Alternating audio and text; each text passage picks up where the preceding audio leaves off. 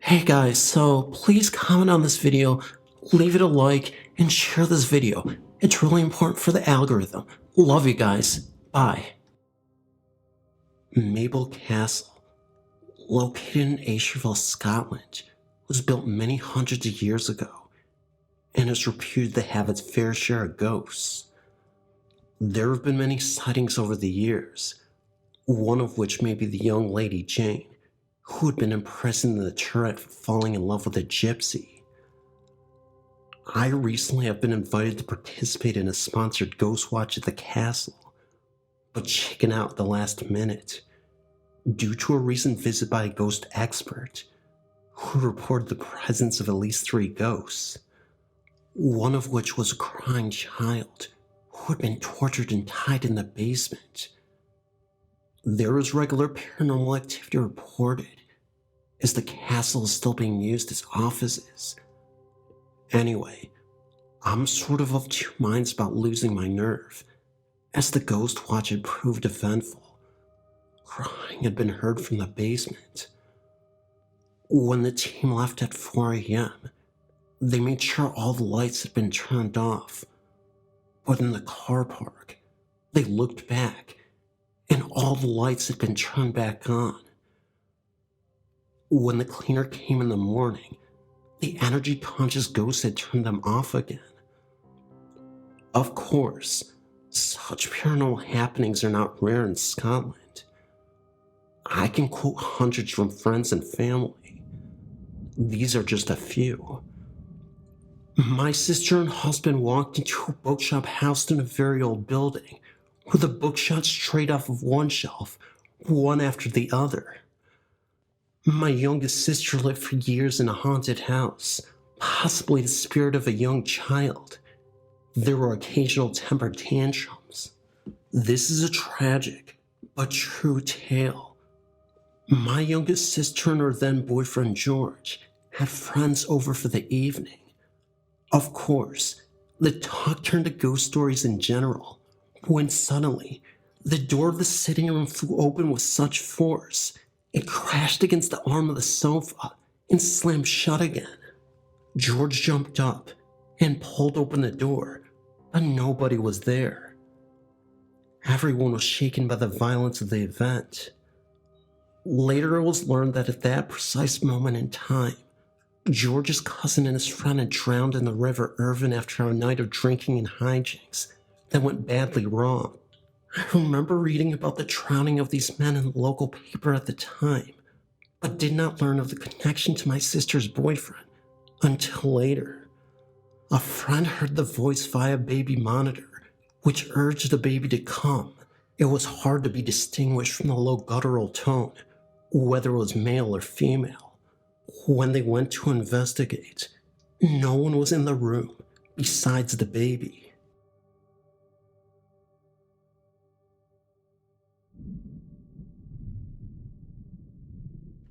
My name is Trisha, and I'm writing about one of the many few ghost experiences I've had in my life. I'm fortunate to have found the site to talk to many of those who have experiences with the supernatural. I moved to Bemis Point, New York from Woodbridge, Virginia on May 1st, 2004, into a house which, as to this date, I still call my dream home, because all my life, I always wanted to live in a home so big and so beautiful. This house had 5 bedrooms, 1 bath, a basement, and a beautiful yard. I want to explain why I've chosen to talk about this particular experience in this home, in Bemis Point, New York. Of course, I wasn't the only person living in a 5-bedroom home. It was me, my fiance, and my 4-year-old son. My fiance's brother and father were going to live with us. However, that didn't really work out, so it was just the 3 of us for a while. Before we all actually moved into the home, my fiance and my father went to the house to drop off some belongings of ours, and my fiance had videotaped every room of the home. The home was just so extraordinary to us, like something we had never seen before. As of this date, we still hold in possession the tape which had been recorded of that home. One of the bedrooms had been painted with artwork from a very artistic person. That artwork is believed to have been finger painted and very unusual. At the time I looked at the house before we had all moved in, I went to that room with the painting many times. I knelt down on my knees in front of the painting and touched it with my hands to get a full feel of its characterization. I will say, to this date, that the painting that was on the wall at that very moment had changed once we had moved into the home. First, it was a painting of a turkey, very unusual. There were many things in this house that were strange, only we didn't catch the unusual things about them until we had moved in. To this date, I only hope to find who had lived here before we had, and I will, in time, find my answers. Now you will know the beginning of this unusual experience. It started with that painting. After we had moved into the home, we began to refresh our minds a little bit of what we thought was strange. I was in the process of unpacking and settling into our new home. I went back into that room with the painting and was in shock from what I had seen. That painting was a woman, and there was writing above the painting of that woman, and it said Earth, hate her, everything. The painting of the woman was on the wall, right on the outlet corner where a television had been sitting. I will explain to you what description I'd seen in that painting. It was a woman whose face was intensely beaten with blood flowing from her hair down through her face, and then to her arms. Her hair was hung up, as if she had been in an electric shock. Her face was bruised badly, and cut up with scars on the side of her face. Her eyes were open, and the smile on her face was extremely intense, as if she was angry. I looked around the room more thoroughly, and there on the other side of the wall were more paintings. One was of a butterfly, and a mushroom was the other. On the closet door was a poem written by the famous poet, Keats. I believe to this date, the same person who had written the poem on the door had to have been the same person who did the painting on the wall. I looked around the room closer and came upon some blood on the floor on the side of the room. It was not fresh blood, because it looked like it had dried up and had been there for a long while. I closed the door behind me and left the room. I didn't go back to the room until later on through the next week. One of the rooms upstairs was right next to that room that we had turned into an office.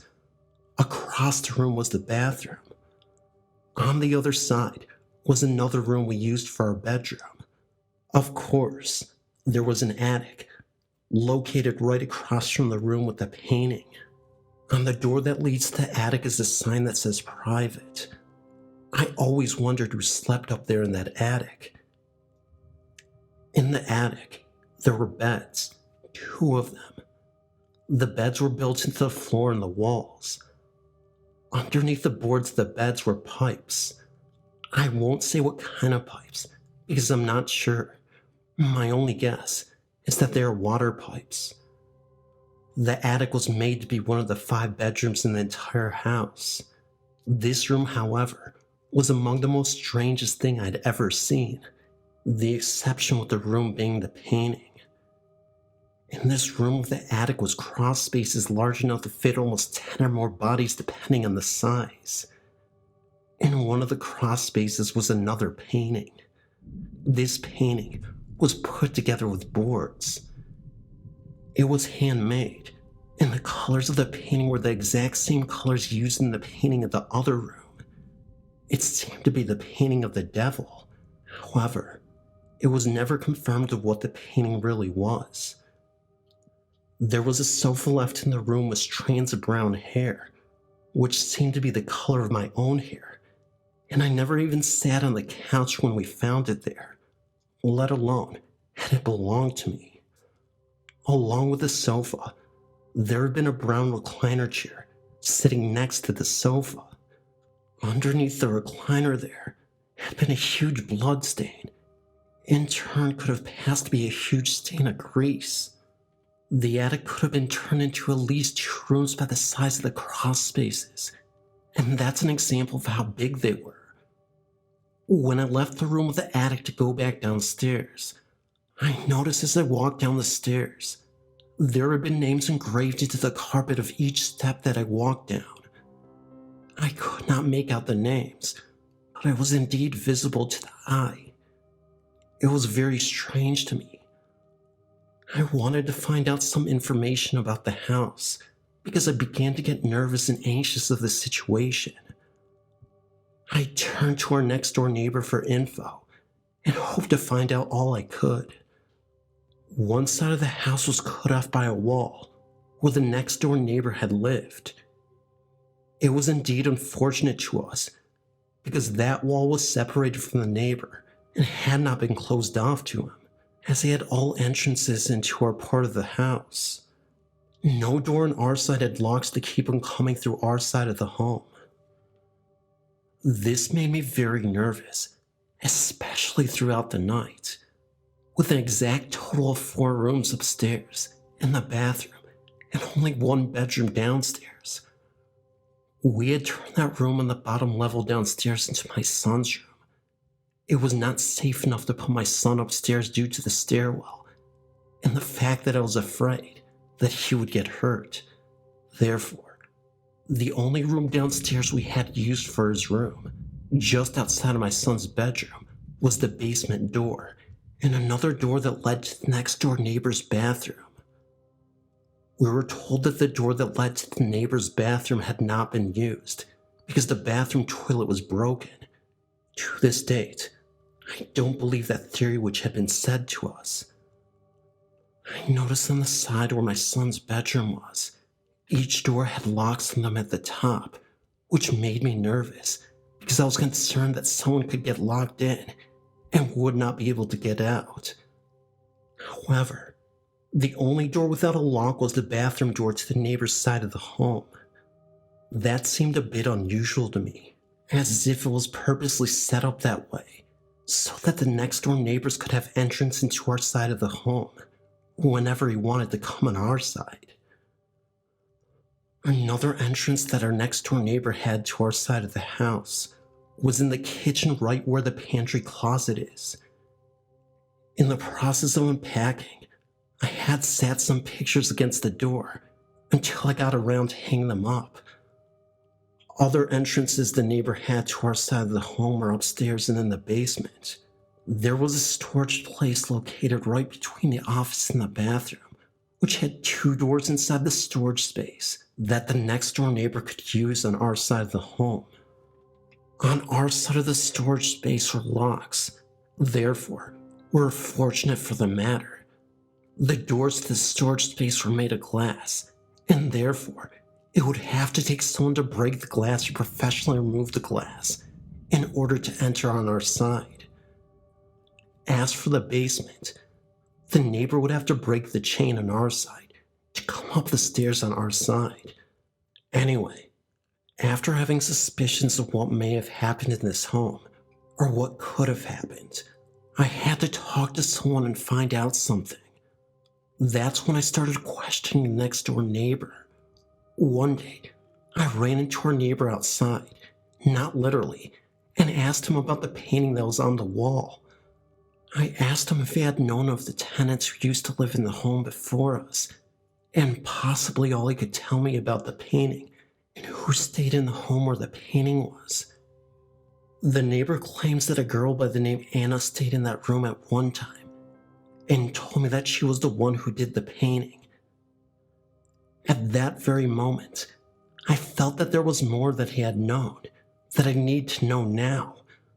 With having a few supernatural experiences previously, the feeling that someone would lead me to some kind of answer clung to me, to ask him more about what he could tell me.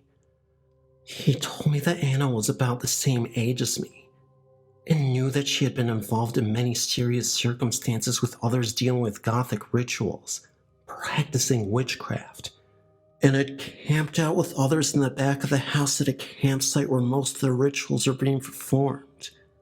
He offered to take me back to the campsite one day, although I never was able to get around to it. Thereafter, I insisted on letting him take a look at the painting himself, as well as the poem from Keats that was written on the door in the room. We also went to the attic to look at the stain that was on the floor. He could not agree with me that it looked like anything like a blood stain. I showed him the names engraved into the carpet on the stairs to the attic. He couldn't make a vision of what I had been seeing. Therefore, he wasn't able to discuss that matter with me. As far as the blood in the room on the floor of the room with the painting, he did in fact agree with me that it appeared to be bloodstains. However, he could not give me any explanation of why or how it got in there. The neighbor explained that he rarely paid any attention to anything in the home and hadn't been in the home but a few times to do some work to it. I didn't agree with that theory at all. I knew there had to be a lot of info missing that he wouldn't tell me then. The neighbor insisted on finding someone to come look at the painting. I told him that it would be a good idea for someone to come out to take a look at everything I'd seen and to examine the home in case there was any signs of supernatural crisis.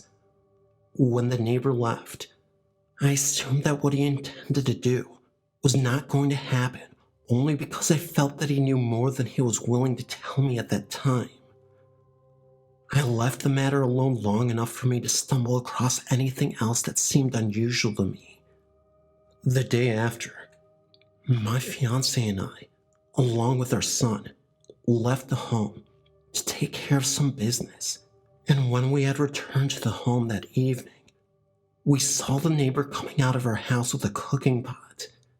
It was quite unusual to us knowing that the home had been locked up, and could not understand how he had gotten into the home without having a key. My fiancé and I got out of the car, and the neighbor walked over to us, explaining that he went into the house. He told us that we made him quite nervous about the discussion with the painting as well as everything else we talked about. Therefore, he decided to speak with his cousin on how to bless the home. The neighbor explained that he blessed the entire home using some ancient herbs that were given to him, and told us that he was trying to help us out because he felt that it would resolve the situation. After his explanation, he continuously explained that he would not go back into the home without us knowing about it first. We left this incident alone, being as it was a first-time offense, and he said he was trying to help. When we walked into the home after speaking with him, we could smell the scent of the herbs he used all through the home. It was a very strong and painful scent, almost as if it was the smell of marijuana. The smell wasn't a long stretch throughout the home. I was more concerned for my son. We had to leave the house for a few hours more in order to escape the smell and painful irritation of our eyes. Finally, once we returned to the home, the smell settled and we could breathe again. I wasn't actually pleased for the matter that he had came into the home uninvited and blessed the home with no knowledge of what he was doing. Still, I left the matter alone, believing that he would not do it again. In order to concentrate on other things, I used my time trying to unpack my things and cleaning one room to the next. It wasn't until the next few days later I had an incident of my own. It was in the middle of the night. We were all asleep, and I was awakened by a man who laid there on top of me with all his weight pushing on me so tight that I couldn't breathe. I thought I'd been having a nightmare, although my eyes were open, and the force I'd been using to fight and pull to escape this man's weight and the fear he had been pouring over me was only a nightmare in my life. In reality, I looked beside me as I laid there fighting to escape the fear amongst the man's desire to hurt me, trying to wake my fiancée from a sleep to save me. My fiancée laid there in a deep sleep, as I could not hear a peep from my crying screams of what I had left to breathe. I had been played with that very night, if you know what I mean, laying there in my own head, with my fiancée laying right next to me.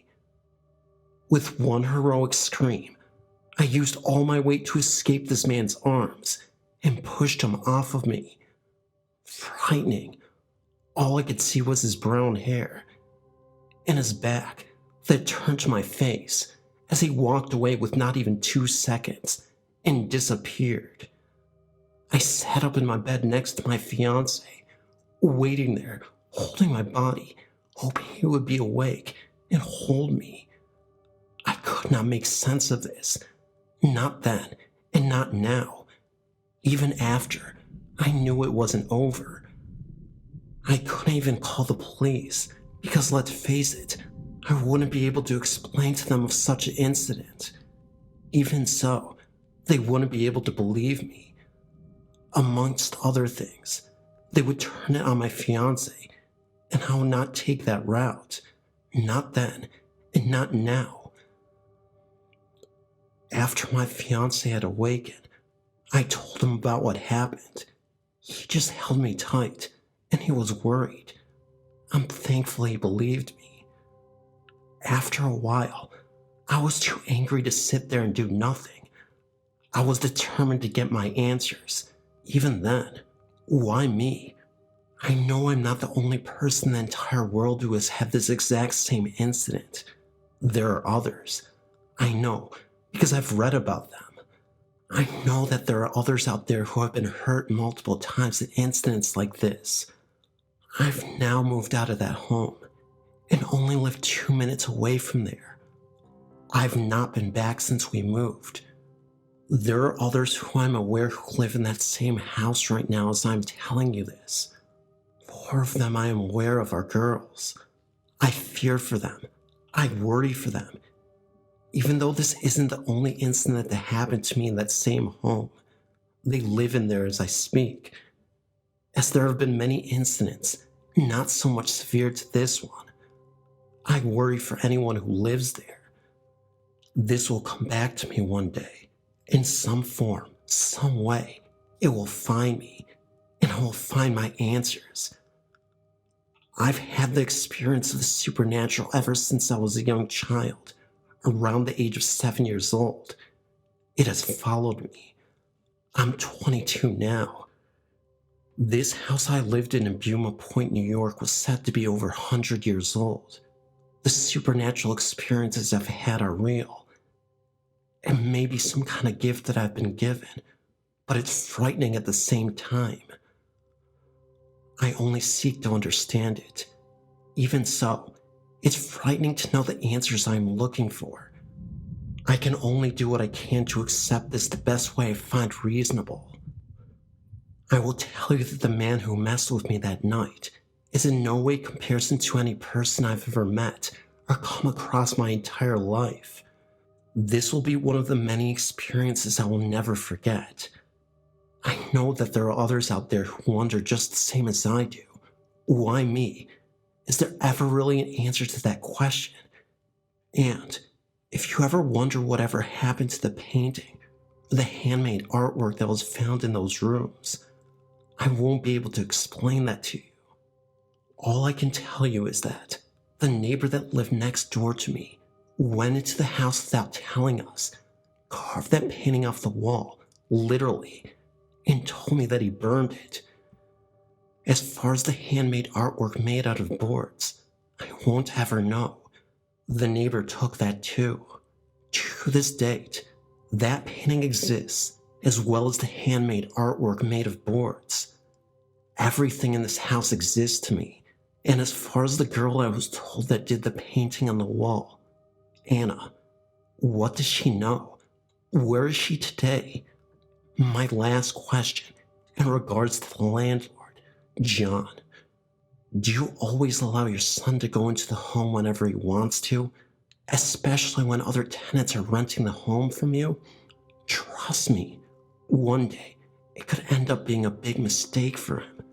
My guess is there something to hide?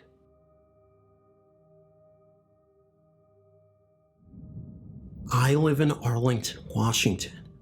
When I moved into my house, the forks started bending. Now when I'm there by myself, I can hear people walking upstairs. When I'm upstairs trying to sleep, I can hear people or things running up and down the stairs. If I get up and look down the stairs, I can't see anything, but I can still hear it. Soon after we started moving into this home, our pets started disappearing. One of our cats came back, covered in what looked like blood.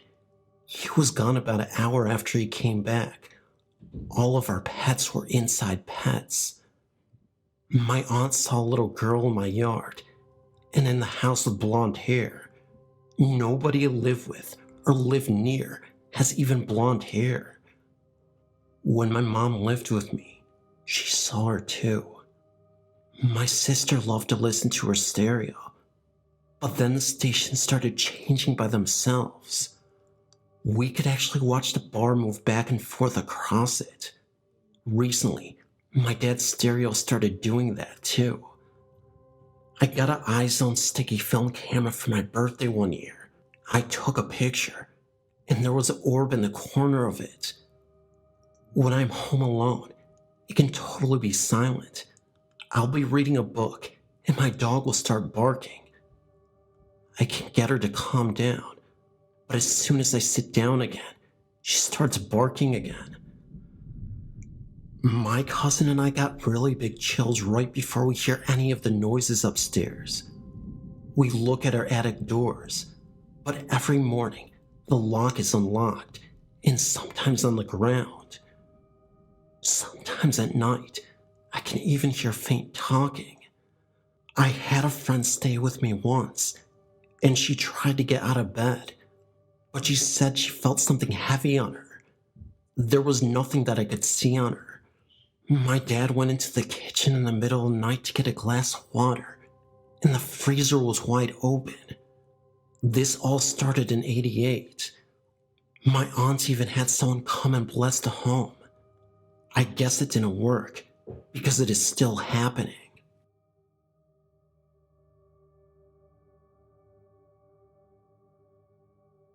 My name is Eric, and I have a couple of occurrences that are rather interesting. Nothing amazing, but definitely weird. I've always been interested by dark things. Like to dress in black, and I like to listen to extreme metal and such things like that, so I've always kept an open mind on such things. Well, anyways, when I was about 6 years old, me and some of my brothers slept in the floor of the living room for about a couple of years. Well, one night, I awoke for no real reason, I guess. I was still tired, so I didn't want to get up or open my eyes when I felt something unexplainable. It was the feeling that someone was near me that wanted to hurt me. I can't explain it. I just felt that. Well, being curious, I opened my eyes and I saw an older woman crouching down next to me, and her face was right in front of mine, as if looking right at me. I closed my eyes again in sheer terror, but I was still curious to see if it was still there, so I looked, and the woman's face was still there. I didn't actually see her body. I just assumed she had a body or something. I closed and opened my eyes several times, and she was still there. I was more scared than heck, but somehow I went back to sleep. It never happened again, and I never told anybody because I really thought it could have been my imagination. But I know what I felt, and I'll never forget that terrible feeling I got. Another interesting experience I had was the same year, a few months later. I woke up for no real reason, and when I opened my eyes, I saw an older looking woman standing on the base of my brother's feet that slept next to me. I didn't close my eyes because I wanted to see if it was real. At one moment, I felt that same threatening feeling, but not for myself. But I actually feared the well-being of my brother. I went to sleep again, and it never happened again after. I never told anybody for the same reason as last time, because I'm skeptical. So it could have been either a real apparition or just my stupid imagination. I guess I'll never know. Really quick, please like the video, subscribe if you're new, and comment on this video if you haven't already yet. It helps for the algorithm. And as I go, I'm going to tell you guys, poopity doopity, bye bye. I don't know, I'm just happy this video is long. Oh yeah, and share the video. Love you. Good night.